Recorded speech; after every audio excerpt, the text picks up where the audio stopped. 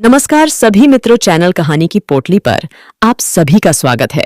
आपके प्यार और नेह की खातिर हर रोज एक नई ज्ञानवर्धक कहानी आपके सामने प्रस्तुत है।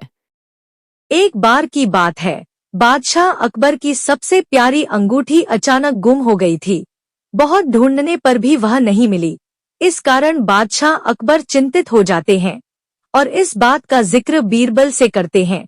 इस पर बीरबल महाराजा अकबर से पूछते हैं, महाराज, आपने अंगूठी कब उतारी थी और उसे कहाँ रखा था?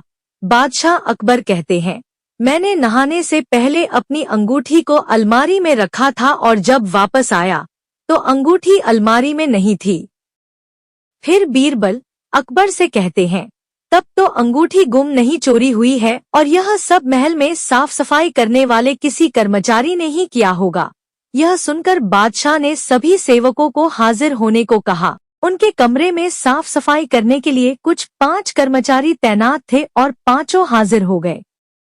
सेवकों के हाजिर होने के बाद बीरबल ने उन सभी को कहा, बादशाह अकबर की अंगूठी चोरी हो गई है जो अलमारी में रखी थी।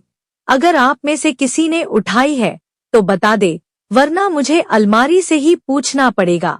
फिर बीरबल अलमारी के पास जाकर कुछ फुसफुसाने लगे। इसके बाद मुस्कुराते हुए पांचों सेवकों से कहा, चोर मुझसे बच नहीं सकता है, क्योंकि चोर की दाढ़ी में तिनका है। यह बात सुनकर उन पांचों में से एक ने सबसे नजर बचाकर दाढ़ी में हाथ फेरा, जैसे कि वह तिनका निकालने की कोशिश कर रहा हो। इसी बीच बीरबल की नजर उस पर पड़ गई और सिपाहियों को तुरंत चोर को गिरफ्तार करने का आदेश दिया। जब बादशाह अकबर ने उससे सख्ती से पूछा तो उसने अपना गुनाह कबूल कर लिया और बादशाह की अंगूठी वापस कर दी। बादशाह अकबर अपनी अंगूठी पाकर बेहद प्रसन्न हुए।